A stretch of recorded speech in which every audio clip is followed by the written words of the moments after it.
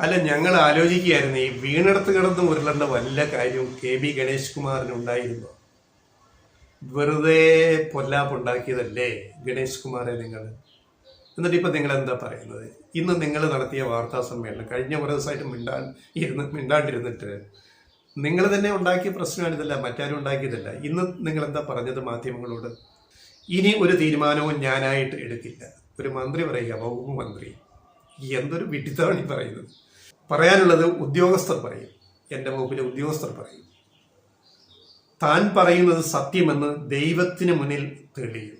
എന്താ ഇപ്പം ദൈവം ഇതിൻ്റെ അകത്ത് എന്താ പ്രതിയായത്? ദൈവത്തിന് മുന്നിൽ തെളിയുമത്രേ. താൻ ആരെയും ദ്രോഹിക്കാറില്ല, നല്ല കാര്യം. തന്നെ ദ്രോഹിക്കാൻ ചില ആളുകൾക്ക് താല്പര്യമുണ്ട്. അതാർക്കാ? ഇവിടെ ആരാ പ്രശ്നം ഉണ്ടാക്കിയത്? മനസ്സിലാവുന്നില്ല. താങ്കൾ മന്ത്രിയായപ്പോൾ മന്ത്രിസഭയുടെ LDF സർക്കാരിൻ്റെ നയപരമായൊരു തീരുമാനത്തെ തള്ളിക്കളഞ്ഞുകൊണ്ട് താങ്കൾ ഒരു പ്രസ്താവന നടത്തി. ഇനി ഇലക്ട്രിക് ബസ്സുകൾ വാങ്ങില്ല. അത് ഭരിക്കുന്ന മുന്നണിയുടെ പ്രധാന പാർട്ടി CPMന്റെ സെക്രട്ടറി തള്ളിക്കളഞ്ഞു. തിരുവനന്തപുരം നഗരം ആദ്യ ഹരിത നഗരമായിട്ട് മാറ്റുന്നതിൻ്റെ ഭാഗമായിട്ട് ഇലക്ട്രിക് ബസ്സുകൾ, ബസ്സുകൾ അവിടെ മുഴുവൻ ആക്കാനുള്ള ഘട്ടം ഘട്ടമായിട്ട് നടപടി നടന്നുകൊണ്ടിരിക്കുമ്പോൾ നിങ്ങൾ അതിനെ തള്ളിപ്പറഞ്ഞപ്പോൾ അതിനെതിരെ VK Prashant MLA, Vattiyoorkavu MLA, മുൻ മേയറും ഇപ്പോഴത്തെ മേയർ ആര്യ രാജേന്ദ്രൻ രംഗത്ത് വന്നു. കാരണം KSRTCയിലെ പണം മുടക്കുന്നത് ഗ്രീൻ സിറ്റി പ്രോജക്റ്റിൽ, സ്മാർട്ട് സിറ്റി പ്രോജക്റ്റിൽ കോർപ്പറേഷനാണ് കോടിക്കണക്കിന് രൂപയ്ക്ക് ഇലക്ട്രിക് ബസ്സുകൾ വാങ്ങി, ബസ്സുകൾ വാങ്ങി KSRTC കൊടുക്കുന്നത്. KSRTCയും കോർപ്പറേഷൻ മേലുള്ള എഗ്രിമെന്റ് ഉണ്ട്, റിട്ടേൺ എഗ്രിമെന്റ്. അതിൽ ഇതിന്റെ നിരക്ക് നിശ്ചയിക്കുന്നത് പോലും കോർപ്പറേഷനായിട്ട് ആലോചിച്ച് ചെയ്യാൻ പാടുള്ളൂ എന്ന് അതിനകത്ത് എഴുതി വെച്ചിട്ടുണ്ട് ആ എഗ്രിമെന്റിൽ. ഈ രണ്ട് പേര് തമ്മിലുള്ള KSRTCയും കോർപ്പറേഷൻ ഓഫ് ട്രിവാൻഡ്രം തമ്മിലുള്ളതിന്. ഇതൊക്കെ മറന്നുകൊണ്ട് നിങ്ങളൊരു പത്രസമ്മേളനം നടത്തിയിട്ട് ഇലക്ട്രിക് ബസ്സുകൾ ഇനി വാങ്ങില്ല, നഷ്ടത്തിലാണ് എന്ന് വിഡ്ഢിത്തരം പറഞ്ഞിട്ട് നിങ്ങൾ തന്നെ ഉണ്ടാക്കി കുഴപ്പമില്ല ഇത്. എന്നിട്ടിപ്പോൾ നിങ്ങൾ ഈ വലിയ പുണ്യാളനാവുന്ന എന്തിനാണ്? ഇനി ഒരു തീരുമാനവും എടുക്കില്ല ഒക്കെ ഉദ്യോഗസ്ഥർ പറയും. നിങ്ങൾ ഈ വകുപ്പിനെ നശിപ്പിച്ച് കളഞ്ഞു അല്ലേ? ഞങ്ങൾക്ക് പറയാനുള്ള ഗണേശേ, ഒന്നീ രാജിവെച്ച് പോകും.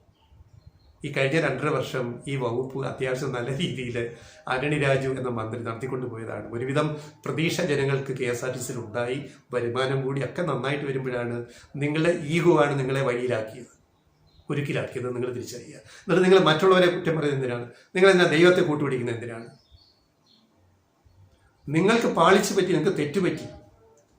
നിങ്ങൾ നയപരമായ തീരുമാനത്തിൽ സ്വന്തം ഇഷ്ടത്തിന് അഭിപ്രായം പറയാൻ പാടില്ല. ഒരു മന്ത്രി സർക്കാരായിട്ട് ആലോചിക്കണം, മുഖ്യമന്ത്രി മന്ത്രിസഭയായിട്ട് ആലോചിക്കണം.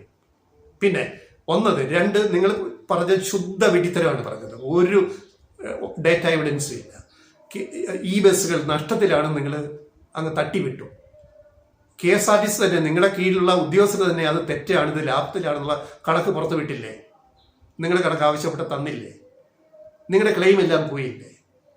ഇങ്ങനെ ഒരാൾ മന്ത്രിസ്ഥാനത്ത് ഇരിക്കണോ? ഇരിക്കുകയാണെങ്കിൽ മര്യാദയ്ക്ക് ആ വകുപ്പ് നോക്കുക. അല്ല, ഞാനിനി തീരുമാനം എടുക്കില്ല, എല്ലാം ഉദ്യോഗസ്ഥർ പറയുമെന്ന് പറഞ്ഞിട്ട് ഈ KSRTC ഇനി തളർത്തി ഇല്ലാണ്ടാക്കാനാണ് നിങ്ങളുടെ ഉദ്ദേശമെങ്കിൽ ഞങ്ങൾക്ക് പറയാനുള്ളത്, പൗരന്മാരെ പ്രതിനിധീകരിക്കുന്ന ഒരു മീഡിയ എന്ന നിലയ്ക്ക് ഞങ്ങൾക്ക് പറയാനുള്ളത്, നിങ്ങൾ ആ സ്ഥാനത്ത് ഇരിക്കരുത്. നിങ്ങൾ ഇനി അവിടെ ഇരുന്നിട്ട് ഇതിനെ നശിപ്പിക്കരുത്.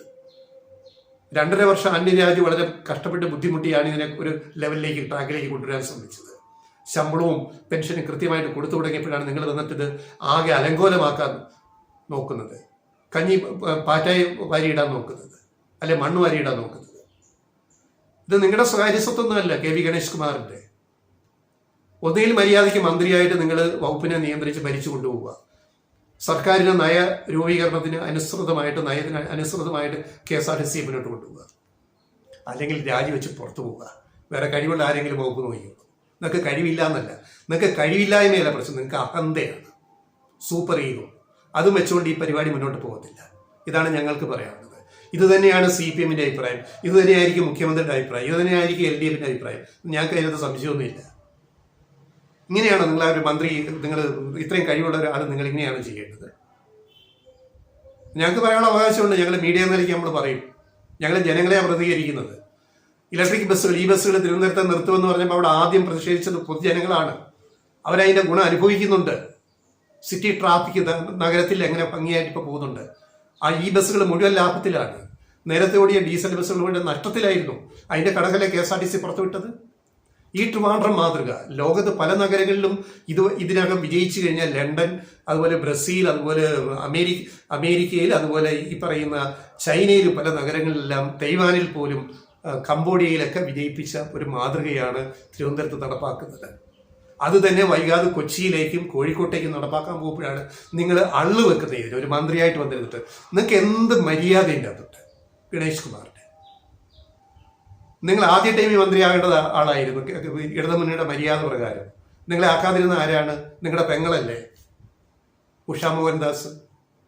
ഉഷാ മോഹൻദാസ് പിണറായി വിജയനെ അദ്ദേഹത്തിന്റെ ഓഫീസിൽ പോയി കണ്ടിട്ട്, മുഖ്യമന്ത്രിയെ കണ്ടിട്ട്, ഒരു കാരണവശാലും നിങ്ങളെ ആങ്ങളെ മന്ത്രിയാക്കരുത്, ഗുരുതര ആരോപണമുണ്ട്, ഞങ്ങൾ കേസ് കൊടുക്കുമെന്ന് പറഞ്ഞപ്പോഴാണ് നിങ്ങളെ മാറ്റി നിർത്തിയത്. അല്ലാതെ LDF നിങ്ങളെ മാറ്റി നിർത്തിയോ? എന്നിട്ട് LDF മര്യാദ കാണിച്ചില്ല. നിങ്ങളൊക്കെ രണ്ടാം ടൈമിൽ മന്ത്രിസ്ഥാനം തന്നില്ലേ? എന്നിട്ട് ഈ സൂപ്പർ ഈഗോയും കാണിച്ചിട്ട് വകുപ്പ് ഭരിക്കാമെന്ന് വിചാരിച്ചു കഴിഞ്ഞാൽ എവിടെ നടക്കും? ജനങ്ങൾക്ക് വേണ്ടി മന്ത്രിയായിട്ട് അവിടെ ഇരിക്കുക. അതിന് കഴിയില്ലെങ്കിൽ ഇറങ്ങിപ്പോവുക. വേറെ മന്ത്രിയെ നിയമിക്കാൻ LDF അറിയാം. അത്രയേ ഉള്ളൂ. നിങ്ങൾ കാണിക്കുന്ന മുഴുവൻ ശുദ്ധ അസംബന്ധമാണ് ഇപ്പോൾ കാണിക്കുന്നത്. നിങ്ങളെ ഇന്നത്തെ വാർത്താ സമ്മേളനം ഉൾപ്പെടെ ഇങ്ങനെയല്ല ഒരു മന്ത്രിയാവേണ്ടത്. നിങ്ങളെപ്പറ്റി ഞങ്ങൾക്ക് പ്രതീക്ഷയുണ്ടായിരുന്നു. നിങ്ങളെപ്പറ്റി ഞങ്ങൾ വളരെ പോസിറ്റീവായിട്ട് വീഡിയോ ചെയ്തതാണ് നിങ്ങൾ മന്ത്രിയായി വീണ്ടും വന്നപ്പോൾ. നിങ്ങൾ അതിനെ മുഴുവൻ കാറ്റിൽ പറത്തി കളഞ്ഞു. നിങ്ങൾ ഇവരുടെ എല്ലാം ഈ KSRTCയുടെ കയ്യിൽ പാറ്റ വാരിയിടുകയാണ്, അല്ലെങ്കിൽ മണ്ണ് വാരിയിടുകയാണ്. നിങ്ങൾക്ക് ഒരു നിമിഷം പോലും ഈ സമീപനമായിട്ട് ആ കസേരയിരിക്കാനുള്ള യോഗ്യതയില്ല. നിങ്ങൾ സ്വയം നിങ്ങളുടെ യോഗ്യത കളഞ്ഞു. എന്നിട്ട് ദൈവത്തിനെ കൂട്ടുപിടിക്കുക. എന്തടിസ്ഥാനം? അതുകൊണ്ട് ഗണേശകുമാര, സത്യം തിരിച്ചറിയുക, മര്യാദയ്ക്ക് അവിടെ ഇരിക്കുക, എന്നിട്ട് ഈ വകുപ്പിനെ നന്നായിട്ട് നടത്തുക. അതിനുള്ള കഴിവ് നിങ്ങൾക്കുണ്ട്. ഇതൊക്കെ നമുക്കറിയാം. പക്ഷെ ഇത്രയും ഞങ്ങൾ ക്ഷോഭിച്ച് പറയുന്നത് നിങ്ങൾ കേരളത്തിലെ ജനങ്ങളെ, KSRTCയെ, അതിനെ ആശ്രയിക്കുന്ന യാത്രക്കാരെയൊക്കെ നിങ്ങൾ നിരാശയിലാക്കി, ഒരടിസ്ഥാനമില്ലാതെ. അത് ദയവേത് നിങ്ങളുടെ തെറ്റാദ്യം തിരുത്തുക. വേറെ ആർക്കും തെറ്റ് പറ്റിയിട്ടില്ല, നിങ്ങൾക്കാണ് തെറ്റ് പറ്റിയത്. നിങ്ങൾ പറഞ്ഞ കണക്കുകളെല്ലാം തെറ്റാണ്, നിങ്ങളുടെ നിലപാട് തെറ്റാണ്. ദയവ് ചെയ്തിട്ട് അത് മാറ്റിയിട്ട് നിങ്ങളൊരു നല്ല മന്ത്രിയായിട്ട് കാണാൻ ഞങ്ങൾ ആഗ്രഹിക്കുന്നു.